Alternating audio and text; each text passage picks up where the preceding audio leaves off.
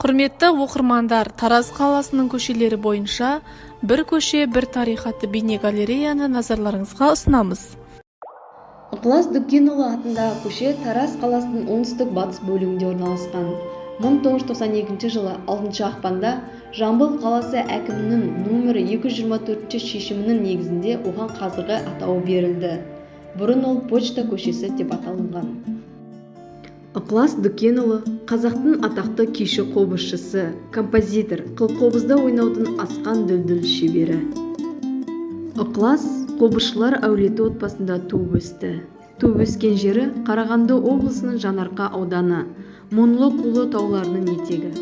Топырақ бұйырған жері Жамбыл облысының Сарысу ауданына қарасты Шу өзен бойында Қуарал деген жер. Ықыластың өскен ортасында күйшілік өнер айрықша әспеттелетін дәстүрге айналып, дәулескер күйшілердің қалың шоғыры қалыптасқан. Тәттімбет, Сарытоқа, Дайрабай, Қыздарбек, Итаяқ, Әбди сияқты күйшілердің ықылас бірінің даңқын естіп, кейін құлағына құйып өссе, келесінің көзін көріп, қадірлес сыйлас болған. Қорқыт атадан кейінгі тәңірлік аспапқа адамның тілін дарытып, жоғын жоқтатып, мұнын ұндатқан біртуар композитор. Ықыластың туындылары Қасқар ықылас деп аталады. Оның Кер толғау, Ерден, Жалғыз аяқ, Жарым патша, Жез киік сияқты күйлерінде өзі өмір сүрген ортаның қоғамдық әлеуметтік көріністері бейнеленсе, Қамбар назым, Айрауық, Қазан сияқты күйлеріне ел арасына кеңінен таныған аңыз әңгімелер, қиял ғажайып оқиғалар арқау болған. Осы күйлердің қай-қайсысы да ықыластың адамға деген, қоғамға деген, табиғатқа деген азаматтық тұлғасын, адамгершілік үнін айқын аңғартады. Жасы 18-ге келгенде ол әкесінің күйлеріне үлкен өзгерістер енгізіп, оның классикалық құрылысын түрлендіріп, күйшіліктің шыңына көтерді. Ол қобыздың дыбыс дауысын нақ және айқын шығуын мәжбүр еткен бірінші адам болған. 19 жасында Ықылас өзінің бірінші күйін жазып, Ықылас күйі деген атау берген.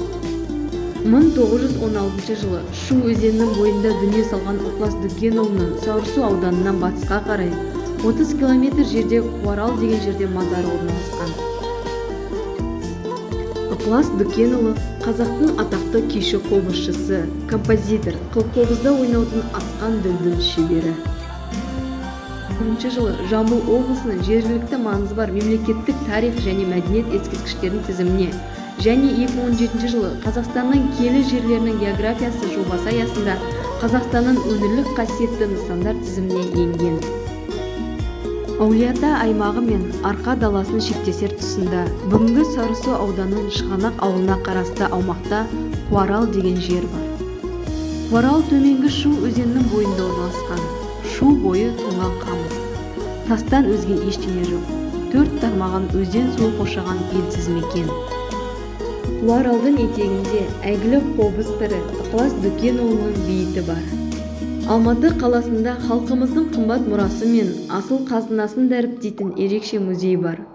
Ықылас Дүкенұлы атында Халық музыкалық аспаптар музейі 1980 жылы белгілі этнограф ғалым, мәдениет жанашыры Өзбекәлі Жәнібековтің бастамасымен құрылған. Алматыда Халық музыкалық аспаптар музейі 1981 жылы 24 сәуірде ашылған.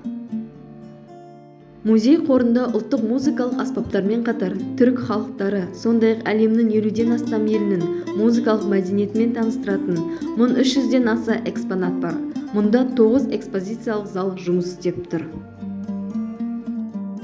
Музейде сонау есте жоқ ескі күндерден келе жатқан бақсы балгерлер тұтынған жәдігерлерден бастап, жыршы, әнші, күйші, композиторлер ұстанған музыкалық аспаптары, қобыз, домбыра, сырнай, сыбызғылардың мол қоры сақталған. 1990 жылы 11 наурызда музейге қазақтың халық композиторы, қобызшы Ықылас Дүкенұлының есімін беру туралы шешім қабылданды.